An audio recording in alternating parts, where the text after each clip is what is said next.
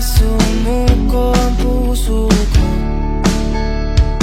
sa paulit-ulit na pagkakataon na nasaktan na bigo.